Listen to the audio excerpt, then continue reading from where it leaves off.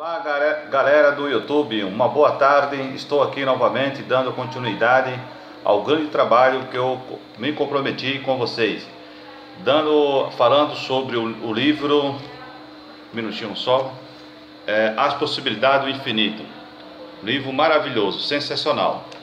Vamos dar continuidade. Já li um pedaço sobre o começo dele, quer dizer, o prefácio. Agora eu vou ler para vocês a introdução, dando a continuidade ao começo do livro. Sensacional. Aqueles que acreditam, legal. Como eu acredito, vocês devem, os que acreditam também, se afinam pelo o nosso trabalho aqui, da autora, da Bianca, eu lendo o livro para vocês também, as pessoas que gostarem, que têm a mesma afinidade, legal.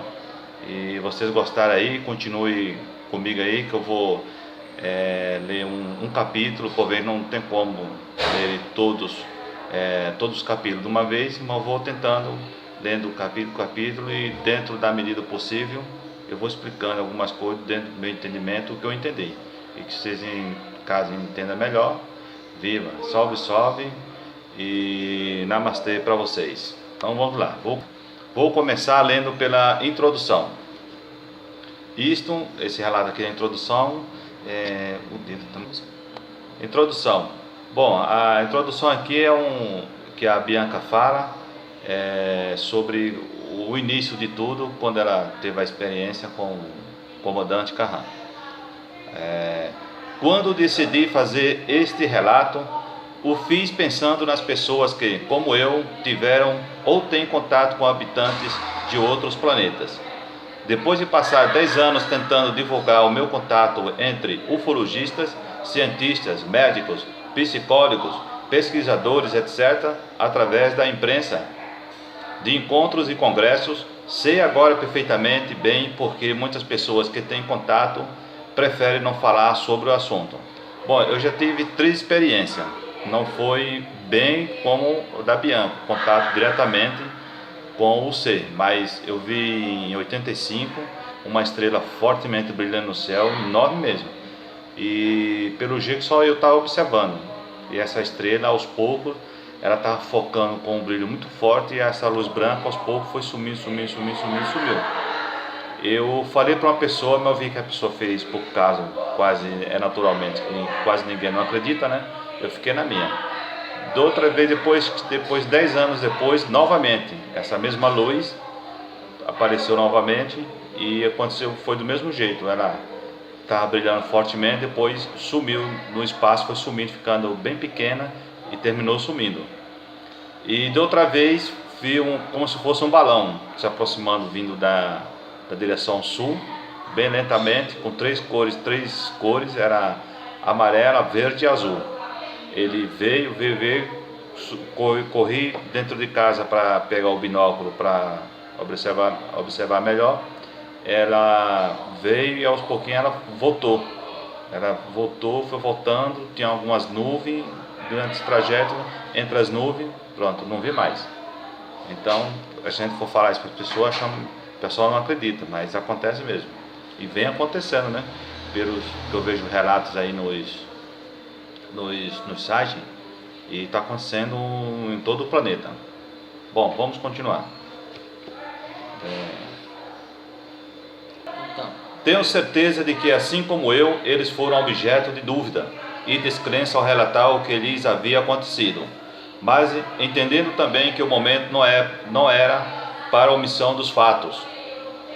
E foi por esta razão que resolvi fazer este relato por escrito, na esperança de que a minha experiência possa vir ajudar a esclarecer as dúvidas de muita gente, e também para preservar a veracidade do que me aconteceu. Meu contato teve início na noite de 12 de janeiro de 1976. Até esta data, eu, como a maioria das pessoas, não acreditava que pudesse haver vida em outros planetas. E essa descrença não estava relacionada com o meu grau de instrução, mas sim com a religião na qual eu fui criada, a Assembleia de Deus, cuja doutrina nem sequer cogita esta possibilidade.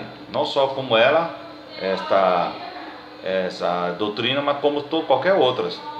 Eu acho que até agora não tive conhecimento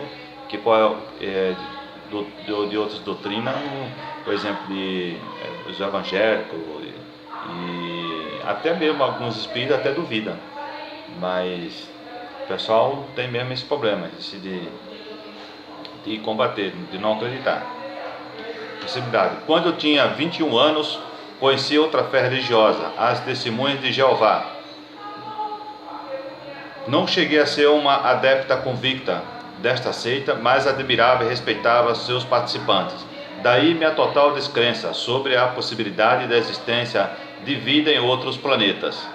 Mas os fatos me colocaram diante de uma realidade até então inacreditável para mim.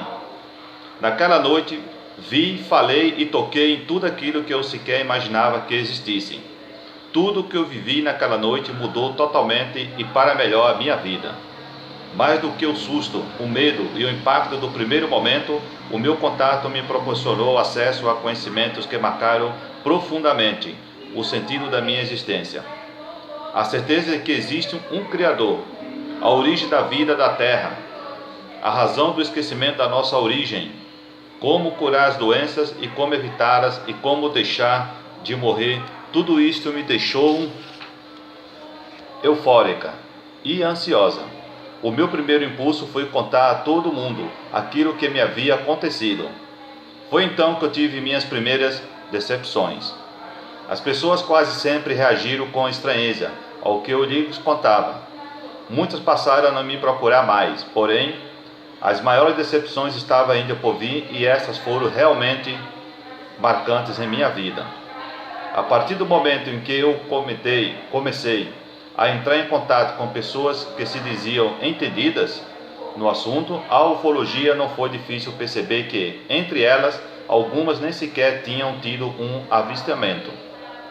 Estas pessoas mentiam e fingiam o tempo todo entrar em contato direto com outros planetas.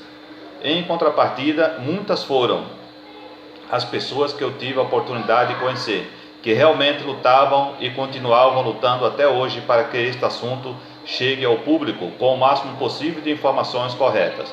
Por isso, neste relato citarei com muito carinho o nome das pessoas que, com o seu trabalho, muito me ajudaram. Quanto às outras, não citarei seus nomes, mas relatarei alguns fatos que me mostraram de maneira inconfundível que é preciso distinguir entre as que desejam aprender e saber apenas dominar e manipular grupos de pessoas que, assim como eu, buscavam e buscam com sinceridade esclarecimentos sobre fatos e dúvidas que despertam as indagações mais profundas da consciência humana. Bom, gente, aí está o prefácio, a introdução, quer dizer, dando mais ou menos uma explicação como a Bianca teve o seu primeiro contato com esta nave, né? Agora vamos dar o primeiro capítulo, a continuação da história é o sequestro, quando tudo começou realmente. No dia 12 de janeiro de 1976, eu me levantei e, como já havia pensado havia algum tempo, em trocar o meu carro. Este foi o assunto durante o café da manhã. Eu já tinha tentado fazer esta troca no Rio de Janeiro, mas estava encontrando muita dificuldade por causa do ano de fabricação e o do estado de conservação, que não era bom. Pensei em ir a Belo Horizonte fazer esta troca com um dos nossos amigos que na época trabalhava no comércio de carros usados. Minha irmã morava comigo e se propôs a tomar conta da casa e das crianças para que eu pudesse viajar. Decidimos então sair naquele dia. Fui para o meu trabalho e tomei providências para a viagem. Saímos do Rio de Janeiro, eu e meu companheiro, à tardinha, mais ou menos às 18 horas. O dia tinha sido quente e abafado, e quando começamos a subir a serra de Petrópolis, caiu uma chuva forte, que continuou por muito tempo. Quando estávamos descendo a serra, resolvemos parar para jantar. Enquanto isso, estaríamos dando um tempo, esperando que a chuva passasse ou diminuísse um pouco. Paramos numa churrascaria logo no final da descida da serra. Jantamos, a chuva ficou mais fraca. Continuamos a viagem, com a decisão de só parar para abastecer o carro. Eu adormeci e fui acordado por meu companheiro, que me disse estar ficando com sono. Estávamos passando por 3 rios, ainda no estado do Rio de Janeiro. Eu disse a ele que parasse onde ele quisesse, mas ele resolveu continuar dirigindo mais um pouco. Continuei deitada. Depois que passamos Paraibuna, divisa do estado do Rio com Minas Gerais, ele me disse que teria que parar mesmo, porque o gás do escapamento estava fazendo seus olhos arderem muito. Meu carro era um Karmann-Ghia, ano 65, e tinha alguns buracos no assoalho, pelos quais o gás entrava dentro do carro. Começamos a procurar um lugar para parar, mas estava difícil, porque a estrada tinha muitas curvas e o acostamento era estreito. Finalmente chegamos próximo à cidade de Matias Barbosa. Havia um trecho novo nesta estrada, que ainda não tinha sido inaugurado. E me lembro disto porque embaixo da ponte havia barris, mostrando que o trânsito estava fechado naquela parte da estrada. Mas com os carros que iam à nossa frente, passaram por entre os barris e pegaram o trecho novo. Nós fizemos a mesma coisa. A pista era larga, com grandes retas e ainda não havia demarcação. Logo depois de uma descida, paramos no acostamento, à nossa esquerda, na contramão. Meu companheiro recostou o seu banco. Deitando-se, ele pediu que eu tomasse conta e o chamasse dentro de 30 minutos ou 1 hora, porque ele queria estar em Belo Horizonte bem cedo, porque tinha um compromisso com um dos seus amigos. Ele adormeceu logo. A seguir, eu acendi um cigarro e fiquei ali olhando de um lado para outro. Como todos fazem, eu acho ali não estava chovendo. Não estava chovendo e nem o céu estava totalmente escuro, mas havia blocos grandes e separados de nuvens pesadas de chuva. Olhei para o relógio do carro que marcava 23 horas e 30 minutos. Quando olhei para minha frente, notei uma luz no céu que me pareceu ser um balão. Como não havia nada mais importante para fazer naquele momento, fiquei a observar aquela luz que se movimentava vagarosamente, de um lado para outro, entretanto e saindo das nuvens. Devia estar bem distante, pois aquela luz era pequena. Porém, cada vez que ela fazia o movimento de ida e de volta, aumentava de tamanho. Fiquei observando durante algum tempo, 5 ou 10 minutos. Não me lembro muito bem. Aquela luz foi se aproximando lentamente, enquanto eu fumava. A minha impressão era de que ela estava a 100 ou 200 metros de altura, mas realmente eu não posso afirmar. Todavia a luz estava ali, disto eu tenho certeza, até aquele momento, se nada mais houvesse acontecido. Aquela luz não teria significado nada para mim. Digo isso porque eu estava acostumado a ver constantemente no Rio de Janeiro os cariocas soltarem muitos balões, o que não é comum em Minas Gerais. Mas eu nunca tinha visto um balão tão bonito como aquele. Ele flutuava acima do morro que estava à minha frente e à direita. Fiquei observando aquele balão com muita admiração, pois nunca tinha visto um tão bonito. Sua luz vermelha alaranjada refletia um brilho transparente, mas não se expandia. Eu estava achando tão bonito e diferente que cheguei a pensar com orgulho, puxa vida, o mineiro custa fazer alguma coisa a mais. Quando faz, olha só que coisa mais linda.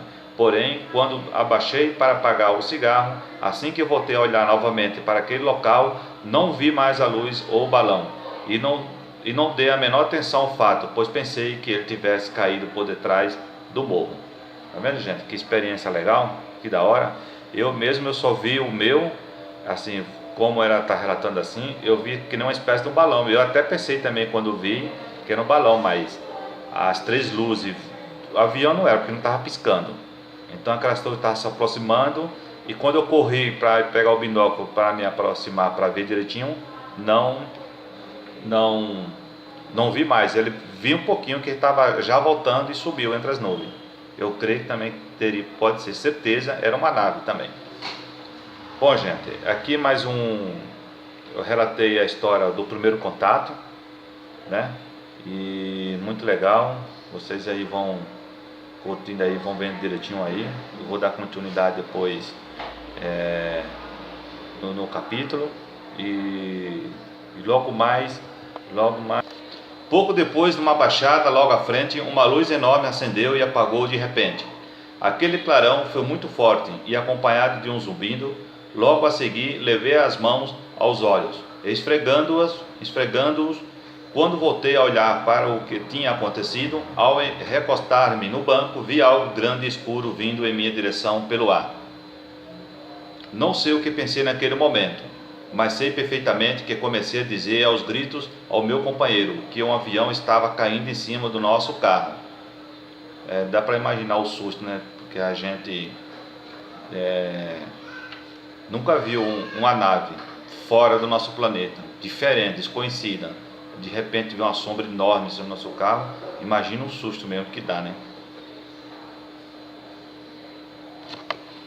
Não sei o que pensei naquele momento, mas sei perfeitamente que comecei a dizer aos gritos ao meu companheiro. O avião estava caindo em cima do nosso carro. Ele ainda pôde ver o vulto que parava sobre nós. Rapidamente aquela coisa nos sugou para dentro de si, com o carro e tudo. Senti uma sensação de leveza muito grande pelo corpo. Com medo de flutuar, segurei-me com força no banco. Não havia nenhuma claridade dentro do lugar onde nós estávamos. Naquele momento, isto não tinha a menor importância, porque assim que passamos para dentro daquela coisa, senti um peso enorme pelo corpo, tão grande que eu não conseguia mover-me para nada. Falar tinha se tornado difícil, pois minha língua estava pesada e dormente, como se estivesse sido anestesiada. Eu estava em pânico e o meu companheiro totalmente atordoado, sem saber o que fazer, pois não dizíamos outra coisa a não ser isto. Como vamos sair daqui? E as crianças, como vão ficar? Nunca mais vamos vê-las? Não devíamos ter viajado hoje. Não sei quanto tempo se passou, mas sentimos um leve tranco quando paramos. O ambiente onde estávamos clareou-se. Aqui, gente, aqui é um dos momentos quando a nave pairou em cima do carro deles, do Carmanguia, e eles foram sugados com o carro e tudo para dentro da nave. E a moça que relata que ela ficou bastante leve, uma mudança de peso nos seus corpos e totalmente escuro, né, no salão que eles ficaram.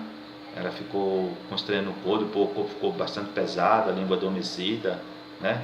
Todas essas variações. Aqui está uma das fotos que eles colocaram, fizeram os desenhos, o relato que aconteceu, ok? Foi estranho porque toda a parede em volta do carro estava acesa e aquela sensação de peso e dormência que eu sentia pelo corpo havia passado. Fiquei olhando para uma escada que estava à nossa frente e que subia do piso até o teto daquele lugar estranho. De repente, uma porta se abriu no teto daquele local. Notamos então que havia uma outra parte, isto é, primeiro e o segundo andar. Meu coração pulava tanto de medo que tive a sensação de estar grande, bem maior que meu tamanho normal. Não sei o que esperava ver, mas foi com grande alívio que vimos dois homens descendo do que parecia ser um andar superior para o piso, onde nos encontrávamos, ainda sentados dentro do nosso carro. Notei ainda que havia uma terceira pessoa, porque eles desceram conversando e eu ouvia perfeitamente a voz que vinha na parte superior daquele ambiente. Mas somente dois homens vieram ao nosso encontro. Olharam demoradamente para nós. Um deles parou perto do carro, na parte da frente, abaixando-se e olhando de maneira curiosa. O outro foi para a parte de trás e olhou da mesma maneira. Penso que eles estavam achando estranho, porque o carro estava todo sujo de lama por causa da chuva. Em seguida, o homem que estava em pé na nossa frente olhou-nos bem. Eu estava chorando muito, mas quando ele me olhou, pude notar ainda um leve sorriso em seus lábios, que eu entendi tratasse de um gesto de boas-vindas. Logo depois, dirigindo-se a mim, ele gesticulou com a sua mão direita, convidando-me a sair do carro. Eu temia tanto que quase não conseguia abrir a porta, sendo ajudada por ele e pelo meu companheiro. O outro homem ficou ao lado do meu companheiro, que com gestos bruscos e agressivos abriu sua porta e saiu rapidamente, e só não caiu porque o rapaz o segurou pelo braço, amparando.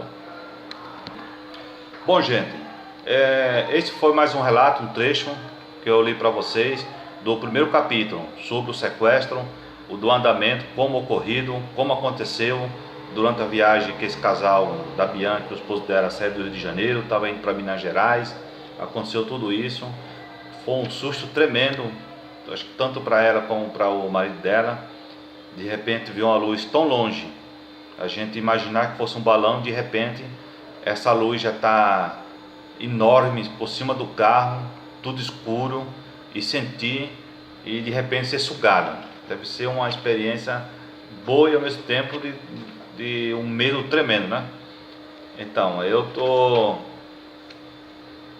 encerrando mais esse vídeo, porque depois daremos mais a continuidade sobre o relato sobre sequestro, para depois nós entrarmos no segundo capítulo.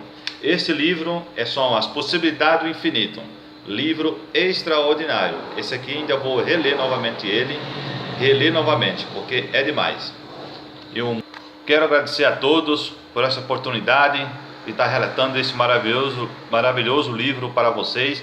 E ajuda aí, colabore com o like ou se inscreve. Vou dar continuidade, preparar mais outro livro, dar uma estudada nele, nos relatos, nas histórias, e dar continuidade sobre esse sequestro desse casal, da Bianca e o esposo dela, que aconteceu indo do Rio de Janeiro, indo para Minas Gerais. E acredite, as pessoas que são afim também devem acreditar, né? Eu acho que acreditam. Então, muito obrigado a todos. Namastê. Valeu, hein?